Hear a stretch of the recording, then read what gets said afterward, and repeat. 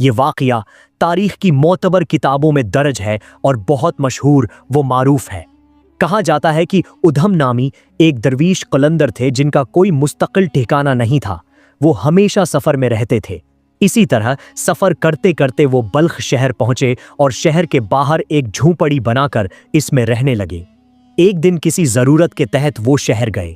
اتفاق سے اسی وقت بلخ کے بادشاہ کی بیٹی باغ کی سیر سے واپس آ رہی تھی۔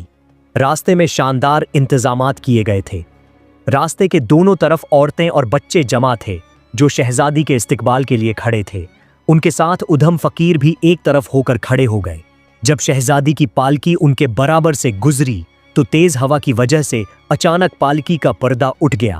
ادھر فقیر کی نظر جب شہزادی کے رخ زیبا پر پڑی تو وہ دل و جان سے اس پر عاشق ہو گئے۔ خوشی خوشی وہ شہزادی کی سواری کے پیچھے بادشاہی محل تک جا پہنچے اور دیر تک باہر کھڑے رہے۔ جب سواری محل کے اندر چلی گئی تو انہوں نے ایک خادم سے پوچھا کہ یہ محل کس کا ہے اور اس پالکی میں کون سوار تھی۔ لوگوں نے بتایا کہ یہ شاہی محل ہے اور اس پالکی میں شہزادی صاحبہ سوار تھیں جو باغ کی سیر کے لیے تشریف لے گئی تھیں۔ یہ سن کر ادھم فقیر سیدھے بادشاہ کے دربار میں پہنچے جہاں دربار لگا ہوا تھا۔ فقیر بادشاہ کے سامنے جا کر کھڑے ہو گئے اور عرض کی۔ بادشاہ نے اپنے وزیر سے کہا کہ اس فقیر سے پوچھو کہ وہ کیا چاہتا ہے۔ وزیر فقیر کے پاس گیا اور آنے کی وجہ دریافت کی۔ ادھم فقیر نے بغیر کسی خوف اور جھجک کے سارا ماجرا بیان کر دیا اور کہا، میں بادشاہ کی بیٹی سے شادی کرنا چاہتا ہوں۔ بادشاہ سے کہو کہ وہ اپنی بیٹی میری زوجیت میں دے دے۔ فقیر کی بات سن کر وزیر کو سخت غصہ آیا لیکن شاہی آداب کے باعث خاموش رہا۔ وہ بادشاہ کے سامنے واپس آ کر چپ چاپ کھڑا ہو گیا۔ بادشاہ نے وزیر کے چہرے کے تاثرات سے اندازہ لگا لیا کہ کوئی غیر معمولی بات ہے۔ تب بادشاہ نے وزیر کو حکم دیا، بلا جھجک حقیقت حال سے مجھے آگاہ کرو۔ وزیر نے آداب بجا لاتے ہوئے عرض کی، جہاں پناہ، جو کچھ اس فقیر نے کہا ہے میری غیرت یہ بات گوارا نہیں کرتی کہ میں اسے اپنی زبان پر لاؤں۔ جب بادشاہ نے بار بار اصرار کیا تو وزیر نے فقیر کی کہی ہوئی بات منوعاً بادشاہ کے سامنے بیان کر دی۔ بادشاہ یہ سن کر تھوڑی دیر خاموش رہا اور سر جھکا لیا۔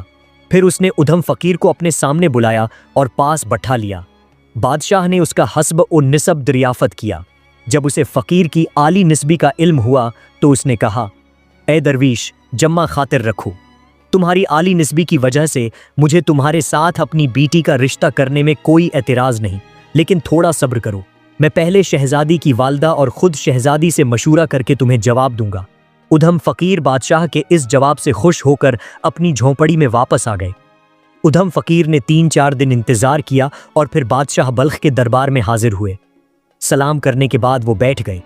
بلخ کا بادشاہ اپنی بیٹی کی شادی ادھم فقیر سے کرنے پر راضی تھا، لیکن اس کا وزیر کسی صورت اس بات کو قبول کرنے کے لیے تیار نہیں تھا کہ بادشاہ کی بیٹی، جو کہ ایک شہزادی ہے، ایک فقیر سے بیاہ ہی جائے۔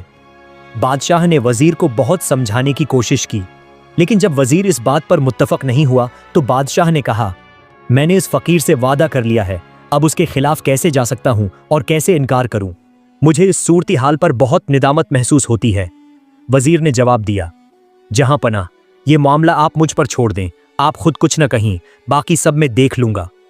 وزیر نے ایک منصوبہ تیار کیا، شاہی خزانے سے سب سے قیمتی اور نایاب موتی نکالا اور ادھم فقیر کے سامنے پیش کر دیا۔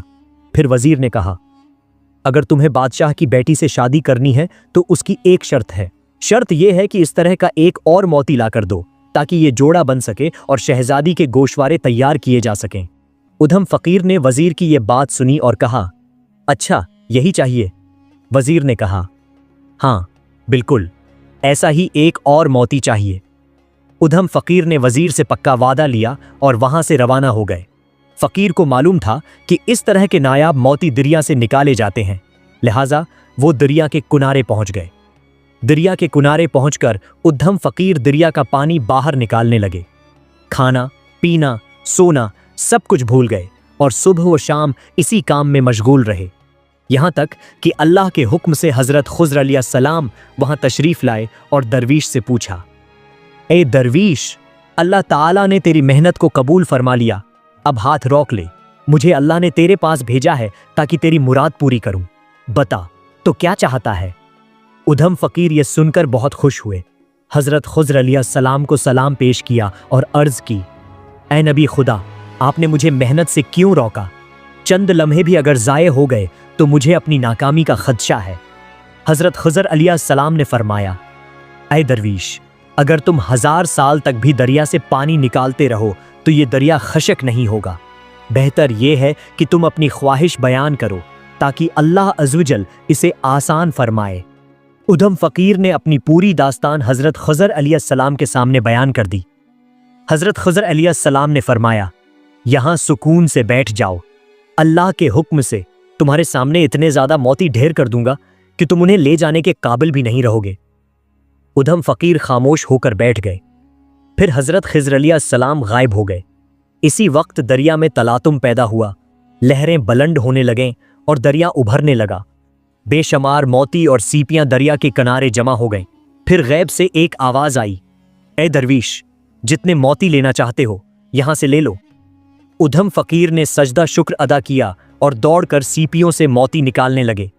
उन्होंने अंडे के बराबर 12 नायाब और कीमती मोती चुने जो किसी भी बादशाह के खजाने में मौजूद नहीं हो सकते थे। उधम फ़कीर इन मोतियों को लेकर बल्ख शहर वापस आ गए। रात किसी तरह अपनी झूंपड़ी में गुजारी।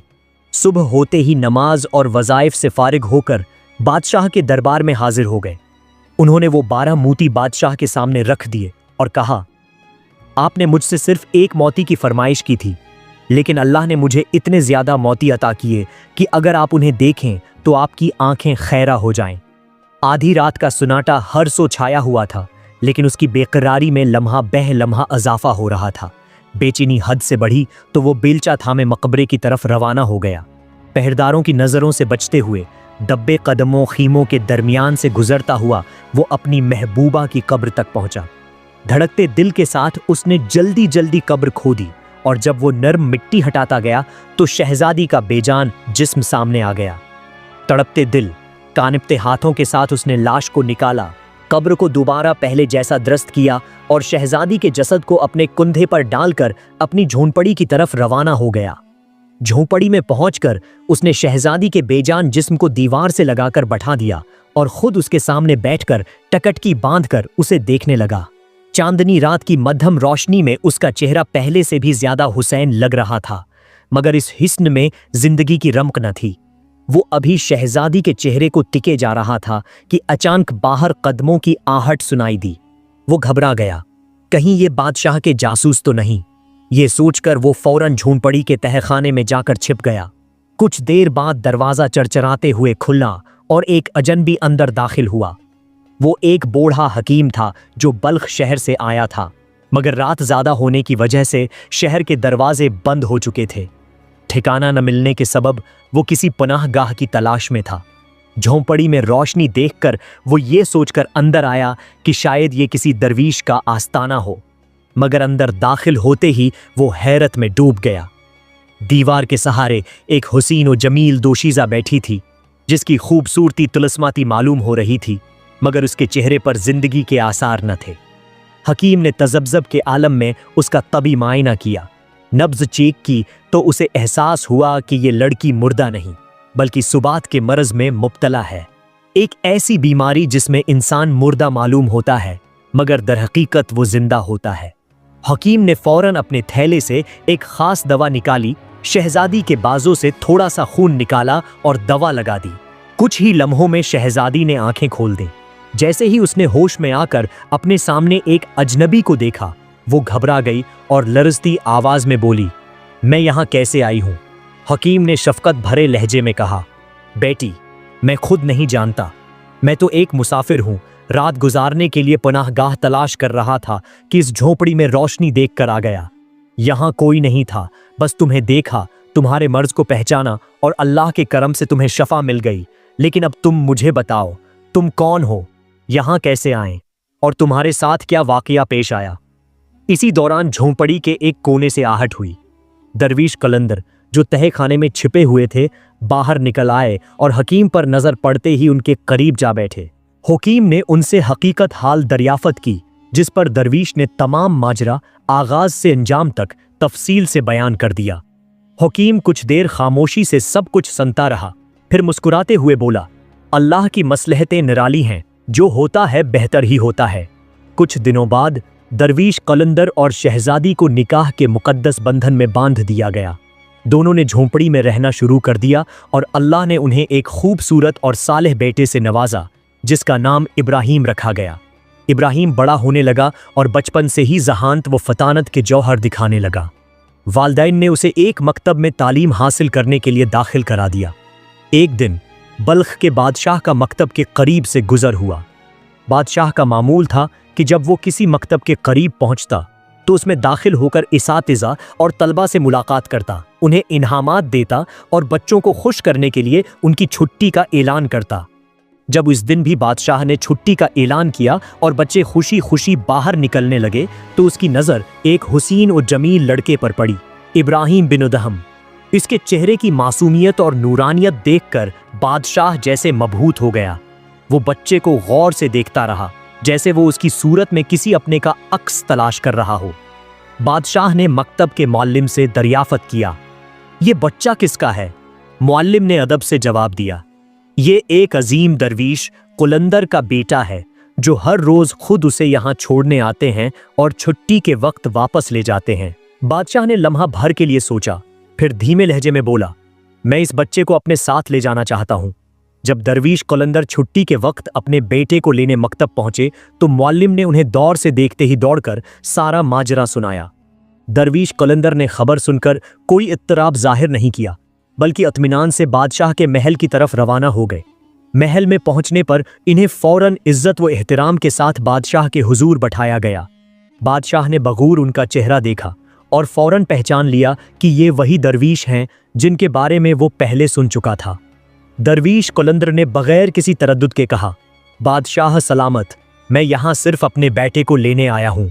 इसकी माँ उससे बेपनाह मोहब्बत करती है और अगर वो फौरन अपने बच्चे से न मिली तो वो अपनी जान दे देगी। बादशाह ने दरवीश की बात सुनकर गहरी सांस ली और कहा, उस लड़के की माँ कौन है और वो किस खानदान से ताल्लुक रखती है? खुदा के वास्ते मुझे सच सच बताइए। ये सुनकर दरवीश कुलंदर ने सच्चाई से तमाम हकीकत बयान कर दी। अपनी बीवी यानी बादशाह की बेटी की पूरी दास्तान सुनाई कि किस तरह वो मर चुकी समझ ही गई, कैसे वो दरवीशी के साथ जिंदगी बसर कर रही है और किस तरह वो एक सादा झोंपड़ी में रह रही है। बादशाह ये सब सुनकर हैरत में डूब गया। उसकी आंखों में आंसू आ गए और उसने अल्लाह का शुक्र अदा करते हुए कहा, बेशक अल्लाह की रिजा में ही बेहतरी है। ये खुशखबरी सुनते ही बादशाह ने फौरन अपनी मुल्का को इतला दी। वो भी बेहद मसरूर हुए और दोनों ने एक ही वक्त में फैसला किया कि वो अपनी बेटी से मिलने जाएंगे। चुनांचा बादशाह, मुल्का, इब्राहीम बिन अदहम और महल के चंद खास अफराद एक शानदार सवारी में बैठकर दरवीश की झोंपड़ी की तरफ रवाना हो गए। जब शहजादी ने दौर से अपने माँ बाप को आते देखा तो वो खुशी से बेअख्तियार दौड़ती हुई उनके कदमों में जा गिरी और रोते हुए सलाम किया। बादशाह और मलका ने बेकरार होकर अपनी बेटी को सीने से लगा लिया और सब खुशी के आंसू बहाने लगे। इस मुलाकात के बाद बादशाह ने अपनी बेटी और दामाद को महल वापस चलने की दावत दी और एक बड़ी जागीर और कई इलाके तोहफे में देने का ऐलान किया ताकि वो एक आरामदह और शाहाना जिंदगी बसर कर सकें। मगर दरवीश कुलंदर और शहजादी ने बादशाह की ये पेशकश नरमी से ठुकरा दी। उन्होंने कहा, हमारे लिए सादगी और मोहब्बत भरी जिंदगी ही सबसे बड़ी दौलत है। ये सुनकर बादशाह और मलका हैरत में पड़ गए, मगर दोनों ने उनकी पसंद का एहतराम किया और उनकी खुशी में खुश रहे। अलबत्ता बादशाह ने अपनी बेटी और दामाद की रज़ामंदी से सुल्तान इब्राहीम बिन अदहम को अपना वली अहद मुकर्रर कर दिया, क्योंकि वो अपनी किसी भी बीवी से साहब औलाद न थे। कुछ दिनों के बाद बादशाह का इंतकाल हो गया। जब ये खबर सुल्तान इब्राहीम बिन अदहम तक पहुंची तो वो खौफ से कांपने लगे और बेहोश होकर गिर पड़े। होश में आने के बाद किसी ने उनसे पूछा, जब मैंने आपसे सवाल किया था कि आप कौन हैं तो आपने फौरन जवाब क्यों नहीं दिया? इब्राहीम बिन उदहम ने आंखें झुकाकर जवाब दिया, मुझे खौफ था कि अगर मैंने खुद को अल्लाह का बंदा कहा तो अल्लाह मुझसे हक की बंदगी तलब करेगा, और अगर मैं उसका जवाब न दे सका तो क्या करूंगा? इनकार की भी मजाल न थी। यही खौफ खुदा और सादगी उनकी पूरी जिंदगी में नुमायां था। एक मर्तबा वो अपने दरवीश साथियों के साथ एक वीरान जगह पहुंचे जहां लकड़ियां पड़ी थीं। साथियों ने कहा, आज रात हम ये लकड़ियां जलाकर गर्मी हासिल कर लेते हैं और यहां आराम कर लेते हैं। हजरत इब्राहिम बिन उदहम ने खामोशी से उनकी बात मान ली। ये वाकया उनकी दुनियावी आसाइशों से बेरगबती और सादगी का एक और सबूत था। एक और मर्तबा हजरत इब्राहिम बिन उदहम बीतुल मुक़द्दस में इबादत के लिए पहुंचे। क्योंकि वहां रात गुजारने की इजाजत न थी, इसलिए उन्होंने खुद को एक बोरी में छिपा लिया ताकि कोई उन्हें देख न सके। रात के आखिरी पहर जब दरवाजे बंद हो चुके थे, अचानक एक नूरानी चेहरे वाले बुजुर्ग मस्जिद में दाखिल हुए, जिनके साथ 40 कंबल पोश अफराद भी थे। इन सब ने 2 रुकात नमाज अदा की। फिर बुजुर्ग अपने मुरीदों के साथ गुफ्तगू करने लगे। गुफ्तगू के दौरान एक मुरीद ने पूछा, हजरत, आज रात यहां कोई अजनबी मौजूद है? बुजुर्ग मुस्कुराकर बोले, हाँ, यहां इब्राहिम बिन उदहम हैं, जो 40 दिनों से इबादत में वो लज्जत महसूस नहीं कर रहे जो पहले करते थे। ये सुनकर हजरत इब्राहिम बिन उदहम फौरन बोरी से बाहर निकले और बुजुर्ग को सलाम किया। फिर आजिज़ी से सवाल किया, हजरत, आपने जो फरमाया वो बिल्कुल दुरुस्त है। बराह करम मुझे बताएं कि इबादत में लज्जत क्यों नहीं रही? बुजुर्ग ने नरमी से मुस्कुराते हुए उन्हें रूहानी हकीकतों का दर्स दिया और कहा, अल्लाह की मोहब्बत में सच्चा बनना सीखो और अपने दिल को दुनिया की ख्वाहिशात से खाली करो। जब तुम्हारा दिल दुनिया की मोहब्बत से आज़ाद हो जाएगा, तभी तुम इबादत की लज्जत दोबारा पा सकोगे। हज़रत इब्राहिम बिन उदहम रहमतुल्लाह अलैह की सारी ज़िंदगी अल्लाह की मोहब्बत, इबादत, सादगी और दुनियावी लज्जतों से कुनारा कशी का मजहर थी। उनकी एक और नसीहत बहुत मशहूर हुई जब एक शख्स उनके पास नसीहत लेने आया। हज़रत ने फरमाया, जो बंद है उसे खोलो और जो खुला है उसे बंद करो। वो शख्स हैरान होकर बोला, हज़रत, मैं इस बात को नहीं समझ पाया, वजाहत फरमाइए। हज़रत ने फरमाया, रुपए की थैली जो बंद है उसे खोलो यानी सखावत करो, और जो ज़बान खुली है उसे बंद करो यानी कम बोलने की आदत डालो। जब तक तुम अपने आप को फ़कीर, अपनी बीवी को बीवा और अपने बच्चों को यतीम न समझो, तुम अल्लाह वालों की सफ़ में नहीं बैठ सकते। यही रूहानी हकीकतें उनकी सादगी, इबादत और दरवीशी के तर्ज ज़िंदगी को वाज़ेह करती हैं। हज़रत इब्राहिम बिन उदहम हमेशा अल्लाह की रिज़ा की जिस्तजू में रहे और इसी मकसद के तहत दुनियावी राहतों को तुर्क कर दिया। उनके 2 जलील अल कदर खुलफा थे, हज़रत ख्वाजा हुज़ैफ़ा अल मुराशी रहमतुल्लाह अलैह और हज़रत ख्वाजा शफ़ीक बल्खी रहमतुल्लाह अलैह, जो उनकी तालीमात से फैज़ याब हुए और तसव्वुफ़ के अजीम रहनुमा बने। हज़रत इब्राहिम बिन उदहम रहमतुल्लाह अलैह की ज़िंदगी का एक ऐसा पहलू भी था जहां उन्हें कहीं भी करार नहीं आता था। वो हमेशा लोगों की नज़रों से छिपे रहते थे, क्योंकि उनका मकसद सिर्फ़ और सिर्फ अल्लाह की रिज़ा और उसकी कुर्बत हासिल करना था। आपकी ज़िंदगी एक रोशन मिसाल है कि जब कोई इंसान अल्लाह के रास्ते पर चलता है तो वो दुनिया की लज़्ज़तों और फ़ानी चीज़ों से कुनारा कशी अख्तियार कर लेता है और अपनी पूरी ज़िंदगी अल्लाह की रिज़ा के लिए वक्फ कर देता है। हज़रत इब्राहिम बिन उदहम रहमतुल्लाह अलैह की वफ़ात का वक्त भी रूहानियत से भरपूर था। बाज़ रवायात के मुताबिक आपका मकबरा बगदाद में है, जबकि कुछ रवायात के मुताबिक आपका विसाल शाम में हुआ। ताहुम मुस्तनद रवायत यही है कि हज़रत इब्राहिम बिन उदहम रहमतुल्लाह अलैह हज़रत लूत अलैहिस्सलाम के मकबरे के करीब एक गार में क़ियाम पजीर थे और वहीं आपका विसाल हुआ। आपका विसाल 26 जमादी इलावली 280 हिजरी में हुआ। आपके वसाल के वक्त एक गैबी आवाज़ सुनाई दी जिसमें ऐलान किया गया, ये अल्लाह का बंदा था और अल्लाह की मोहब्बत में दुनिया से रुखसत हो गया। ये आवाज़ सुनकर लोगों को बड़ी हैरत हुई। बाद में तस्दीक हुई कि हज़रत इब्राहिम बिन उदहम रहमतुल्लाह अलैह इस दुनिया से रुखसत हो चुके हैं। हज़रत इब्राहिम बिन उदहम रहमतुल्लाह अलैह की ज़िंदगी और वफ़ात हमें यह दर्स देती है कि इंसान को अपनी तमाम दुनियावी ख्वाहिशात तुर्क करके अल्लाह की मोहब्बत और उसकी रिज़ा की जुस्तजू करनी चाहिए, क्योंकि यही असल कामयाबी और फलाह है। आपकी ज़िंदगी की दास्तान एक ज़िंदा मिसाल है कि अल्लाह की रिज़ा के लिए ख़ुद को कुर्बान करना, दुनियावी आसाइशों से दूर रहना और उसकी इबादत में महू रहना ही इंसान की असल मंजिल है। कहानी ख़त्म हुई मगर एहसास बाकी है। मिलते हैं अगली कहानी में, तब तक अपने दिल को कहानियों से जिंदा रखिए। अगर ये कहानी आपके दिल को छू गई है तो अपने एहसासात ज़रूर शेयर कीजिए। आपका एक कमेंट हमारे लिए एक नई कहानी का आगाज़ हो सकता है। سبسکرائب کریں تاکہ اگلی داستان اب تک سب سے پہلے پہنچے اور اس سفر میں ہمارے ہم سفر بنے رہیں، کیونکہ ہر دل میں ایک کہانی چھپی ہوتی ہے، شاید اگلی بار وہ کہانی اب کی ہو۔